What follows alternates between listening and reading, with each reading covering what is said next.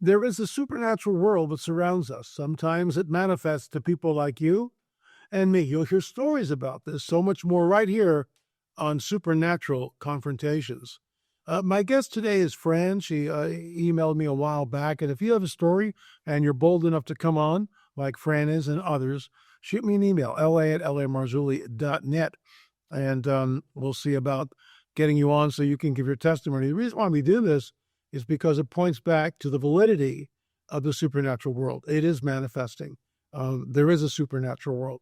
And so we'll get into this and Fran's testimony and so much more. But first, a word from our trusted sponsor. You probably think your 401k is safe, that it's growing, that it'll be enough for your retirement. But what if it's not? Here's the truth, folks. Your 401k was never designed to make you wealthy. It was created in a corporate boardroom to shift retirement costs and investment risks onto you. Designed to keep your money trapped, exposed to Wall Street crashes, inflation, and uncertainty you can't control. Until now. Folks, Americans are taking back control by turning to real assets like gold. Noble Gold Investments has helped thousands protect your future by converting part of their retirement savings into physical gold. Talk to Noble Gold today and learn how safe and easy it is to roll over your 401k into a tax-advantaged gold IRA without penalties or headaches.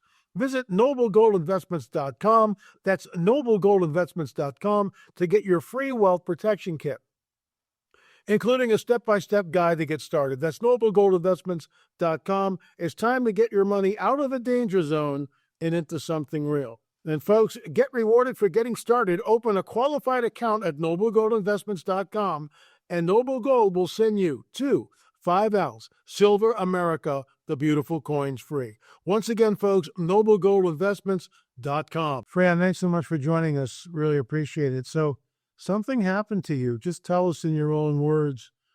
Give us your testimony, please. Well, I could go back to when I was 3 years old and my parents bought a house that turned out to be haunted.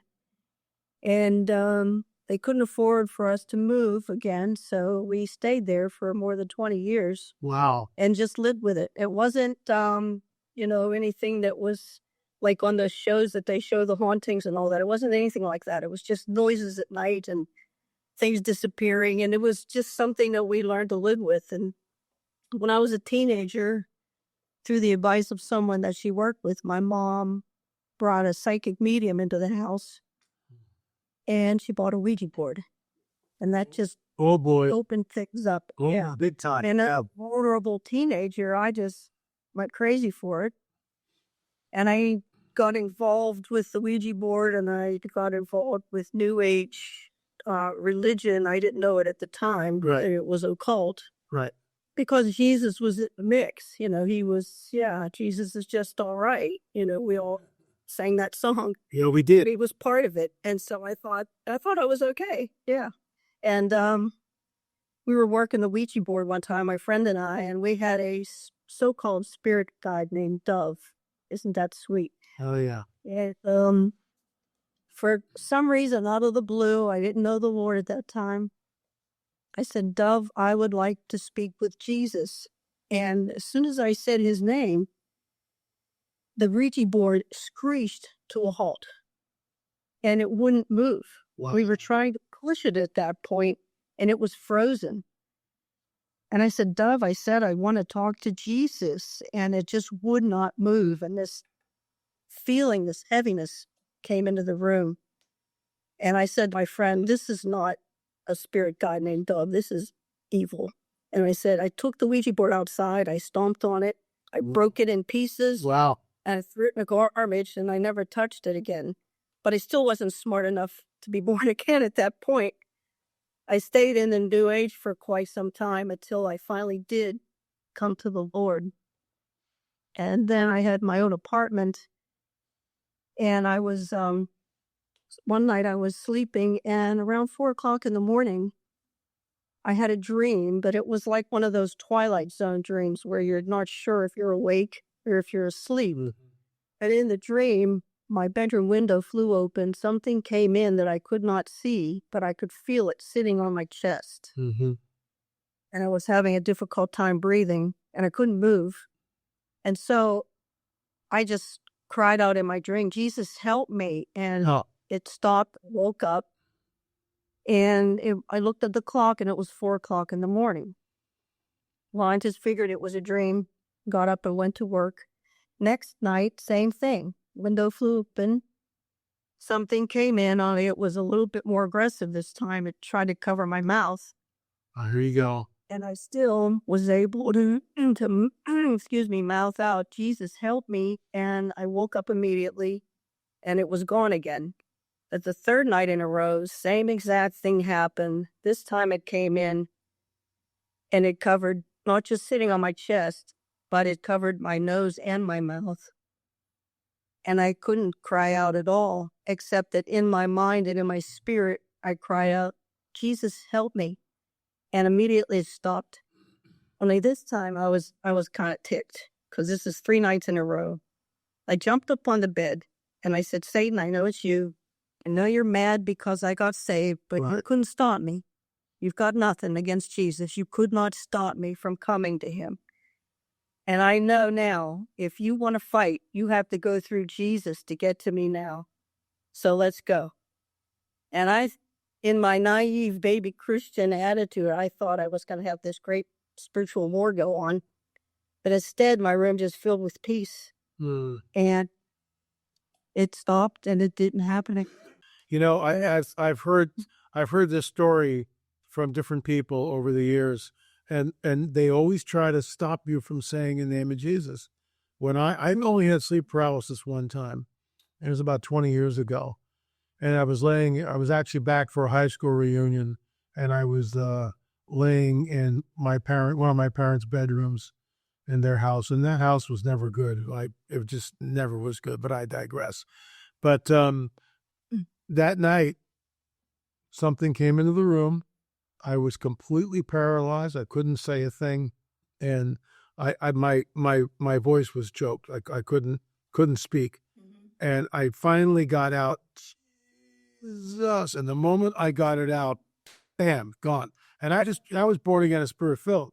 So to tag on to the story, years later, my wife and I were visiting my parents' house, and I went down into the basement. Now, the basement was, when I was 19 years old, actually, no, yeah, not 19 or 20, no, 21. When I was 21 years old, I moved back to my parents' house for about 6 to 8 months, maybe a year. And then I joined the ashram, and I was gone with the guru. So I was living in the basement, and I had turned the thing into a psychedelic dungeon, all sorts of weird stuff, a lot of occult books. And so now I'm a Christian, and this is probably 35, maybe even 40 years later. Maybe not, but it doesn't matter. Years later, decades later, and I'm born again in spirit-filled, and I go down to the basement, and I'm hit. I mean, I am hit with, there's something down there. And I just went, oh my gosh. And I did the work. I repented, and I took that and just said, Lord, I'm sorry for all this. And these spirits that are lingering here, they have to leave in Jesus' name. So, this stuff is real. This stuff is real. Oh yeah. How did you tell us how you became born again and spirit filled? How did that happen? Oh, well, that's a great story. I decided my parents had moved, and I was living with them in their new house. And I decided it was time that I got my own apartment. So my oldest brother and his wife helped me move. And at that point, I was a little cash poor. I couldn't really pay them for their time. So I said, what can I do to repay you? Can I, babysit or come and help you paint or do something? And my brother, who was going to a charismatic church, he said, come to church with us 4 times. And I thought, you got to be kidding. It wasn't that polite at that point, because I was just looking forward to going out and partying and, hitting the bars. And I thought, well, that's the debt. I have to pay it. So I'll just blitz this. I'll do it 4 weeks in a row, get it over with, and I'll be done. So the very next Sunday, I showed up, had a hangover, sat in the back, kept wishing I could just turn and walk out, but I thought, oh, I'm going to pay this debt. I'm going to sit here and do this. But I just thought, this is nuts. I just want to go home. Then the second week, it was pretty much the same attitude. But then the third week, I'm sitting there, still coming in with a hangover. And I was looking, and they were singing the song, I Exalt Thee. Uh-huh. And there was a woman in the row in front of me, and she was standing. She had her hands up in the air, tears just streaming down her face because she was worshiping the Lord. And I looked at her and I thought, what's wrong with this woman? Right. She prayed, let's be it. And then I thought, and it had to be the Holy Spirit that was starting to warp out. I had a thought that I think I would have come up with on my own. I thought, she's communicating to someone, and he's communicating back. And she's telling him, I love you, and he's saying, I love you back. And then it just hit me, and I suddenly felt very dirty, like so filthy. I thought, I shouldn't be here. I don't belong in this holy place with this holy God. And then I just felt this warmth, this love. I've actually felt something physical pouring on me and even pouring into me. Wow. And going through my veins. It was like completely filling me. And it was something I never, ever felt in my life. And it was just the most incredible experience. And I thought, this has to be Jesus, the real one that I thought I knew. And that was my moment. Wow. That was when it changed. Everything changed. How many years ago was that? Around 42 years now. Wow. Yeah. Wow. When I want to pick your brain a little bit. So you were in the New Age. How did that manifest? What were you gravitating towards? I got rid of the Ouija board, but I picked up tarot cards. Okay. And I started actually doing readings for people, and I was starting to hit on things with them. And I'm thinking, everybody's, oh, you're psychic, you should, And I thought, well, at the time, I thought it was a great thing, And I also used to do automatic writing. Oh, really? Wow. Yeah, I was really getting pretty deep into it. Wow, that's intense. And that's why I believe I had that experience, because the demons that had been such a part of my life. Right. You want to let go. So I'm ready to let go so much. Yep. Yeah.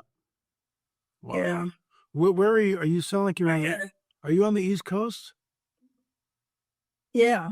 Yeah. What part? I'm in Pennsylvania. Where in Pennsylvania? I live about 30 miles east of Pittsburgh. Okay, my wife's family is from Pittsburgh, from west of Pittsburgh. Oh, really? Yeah, Youngwood. I have the accent. Yeah, there you go. Youngwood, that's where she's from. Oh, Youngwood. Youngwood. Right up the road from me. I live in Irwin. There you go. See, the small world. Oh, that's amazing. So, you're doing automatic writing, you're doing tarot cards. I mean, you're and just like I was. I mean, I was with a guru. I was in the ashram for 3 years, whatever. My third eye was open. I mean, all this nonsense. It was crazy. I mean, completely crazy. And then I became, unlike, how long of a period of time? Well, I guess you were still practicing all that stuff when you were at church, right? When you went to church for the four things, you were still, so you just were yanked out of this whole thing. Wow. Yeah. Yeah. Matter of fact, the day I got saved, I went back. I stayed at my brother's house because they were like trying to explain to me what just happened to. And then I went home. So it was dark by the time I got back to my apartment. And I remember walking up, and you had to walk through the living room to go up the steps to get into my bedroom. And I was walking through the living room, and there was a dark shadow in the one chair. And I heard a voice say, "So you think you're saved?" And I just looked at it and I said, "I know I am." And I just walked past it. It was like the experience with Jesus was so real to me that I just had no fear at that point. Wow. Wow. Wow. I mean, you know what I just love about, I mean, this show in the sense that, bringing people like yourself and just hearing your story. It's just, I mean, what do you do with that? I mean, I know. if you're watching this and you don't believe in Jesus, if you think you know, but you don't know him, then you don't know him. I mean, it's a personal relationship. And, Fran experienced that. I experienced that. Everybody's born again, spirit filled experiences that. That's what's amazing about it. And it's always different for each of us. It's a different, it's a different, he does things in a different way. He's like a snowflake. No two snowflakes are alike, supposedly. So, it's always, he likes mixing it up. And that's why you were there. You saw this woman. Next thing you know, he just pours his love on you. And the rest is history. Fran, thanks for coming on. I'll give you the last word. Thank you so much. Well, I appreciate all this. I just want to tell people, if you are sure whether you know Jesus or not, probably guess that you don't. But it's a simple thing of just asking him into your heart. And he's so ready to come in. Amen. Wants to so badly. But you have to let him. And boy, it was over 40 years ago for me, and I have not regretted 1 second of it. Yeah, and I tag team onto that.